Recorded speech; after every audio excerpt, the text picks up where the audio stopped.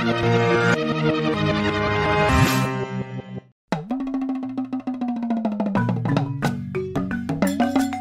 le docteur Pape Ali Diallo. Je suis vétérinaire privé installé à Thiès depuis bientôt très longtemps. N'est-ce pas? Je m'occupe un peu des animaux domestiques, de la volaille, de l'aviculture. Voilà.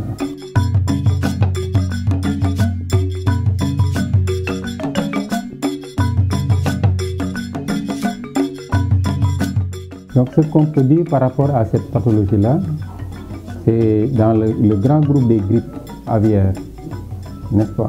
Mais celle-là, c'est une grippe aviaire hautement pathogène. La grippe aviaire à H5N1. Donc c'est une grippe qui attaque pratiquement tous les oiseaux domestiques et sauvages. Et certains mammifères sont sensibles à ce virus-là. Donc c'est devenu une pandémie. Et ce qu'il faut savoir en matière d'aviculture, c'est la première maladie qui cause des dommages économiques et sanitaires dans l'aviculture. Donc c'est un problème assez sérieux. Donc heureusement, aujourd'hui, au niveau du Sénégal, le problème ne s'est pas, comme on appelle encore, le Sénégal n'est pas considéré comme un pays infecté, bien qu'il y a des apparitions par-ci, par-là de la maladie, que jusqu'à présent, on n'est pas revenu à endiguer ce problème. Mais le risque de dissémination, il est réel et il est présent.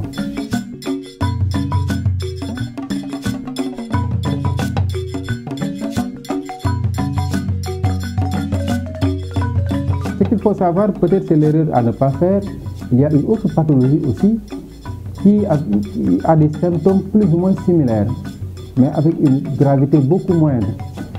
C'est la grippe aviaire faiblement pathogène à H9N2, qui sévit depuis 2017 ici au Sénégal, un peu partout. Et ça amène des difficultés énormes au niveau de l'agriculture. Parce que depuis qu'on a eu cette pathologie, il y a eu une forme plus ou moins permanente de la maladie au sein des exploitations. Vous avez dans cette maladie-là des pertes qui peuvent aller de 5 jusqu'à 50%. Parfois, il y a des animaux très sensibles qui vont avoir des pertes allant jusqu'à 80% du cheptel. À côté donc de cette grippe aviaire à H9N2, il y a la grippe aviaire qu'il faut surveiller à H5N2, qualifiée de grippe aviaire hautement pathogène, à H5N2. Donc on a connu cette maladie en 2021 dans les fermes de Pout, mais les services vétérinaires ont pris la chose à bras le corps et sont parvenus à endiguer le problème à ce niveau-là.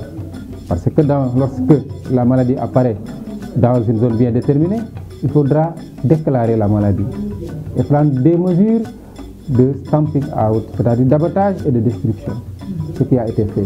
C'était une ferme de 100 000 pondeuses, on a eu à abattre les rescapés et détruire et désinfecter.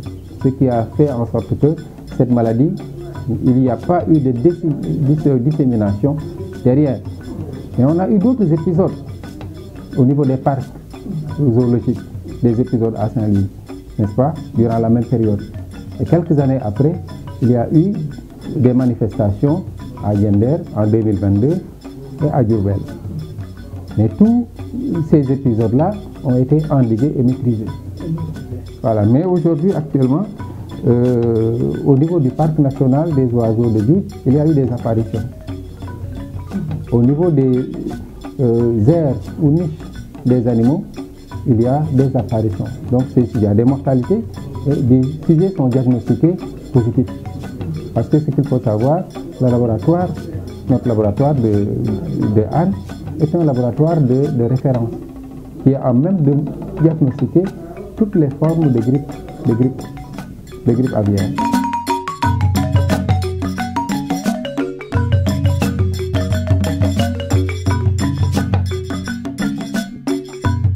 Donc maintenant, aujourd'hui, ce que peut-être j'ai oublié de vous dire, il y a récemment une apparition à Louga.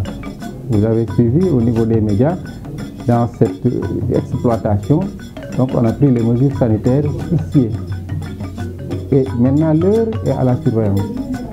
Il faudra, lorsqu'il y a des mortalités au niveau des exploitations, n'est-ce pas, les faire diagnostiquer. Et c'est le laboratoire de Hann qui est habilité à faire le diagnostic, de la confirmation de la maladie. Donc ce qui fait que pour éviter la dissémination, il faut un diagnostic précoce, n'est-ce pas, et des interventions rapides pour pouvoir indiquer. Donc ce qu'on sait de la maladie, l'homme est sensible à cette maladie-là. Mais il faudrait une charge virale assez importante pour pouvoir entraîner des dommages au niveau sanitaire chez l'homme. Mais c'est une situation à craindre. Si on laisse circuler le virus à un moment donné, s'il séjourne dans d'autres animaux, n'est-ce pas, et trouve d'autres espèces virales, voilà, il peut y avoir avec des échanges de, comment on appelle encore, des échanges voilà, qui permettront, qui pourront bonifier, permettre au virus de se bonifier et entraîner des épidémies plus ou moins graves chez les humains. Donc c'est des situations à craindre. Mais aujourd'hui, je pense que la situation est maîtrisée, n'est-ce pas? Et il faudrait l'heure et à la vigilance.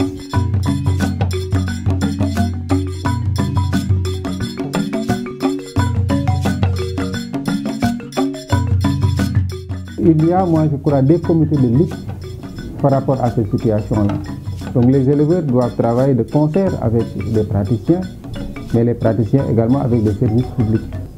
L'essentiel, c'est de pouvoir isoler les exploitations, n'est-ce pas? Mettre en place des mesures sanitaires, des mesures de biosécurité pour éviter l'introduction du virus au niveau des poulaillers.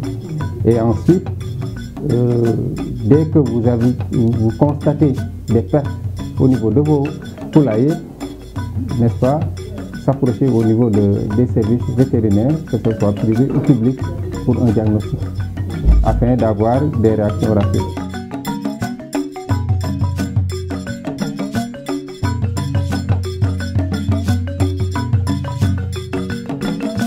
Le message qu'il faudrait lancer, c'est être dans une situation d'alerte. Alerte par rapport à, comme on appelle, aux éleveurs, qui doivent plus ou moins améliorer le statut sanitaire des exploitations, n'est-ce pas? Éviter les échanges non contrôlés entre les fermes, entre les cabinets vétérinaires et les fermes, n'est-ce pas? Instaurer des mesures, des barrières au niveau des exploitations. Maintenant, l'État, il est en train de jouer son rôle, n'est-ce pas? Le rôle de l'État, c'est de permettre à l'éleveur de poser un diagnostic qui est rapide par ses services, par le laboratoire, n'est-ce pas?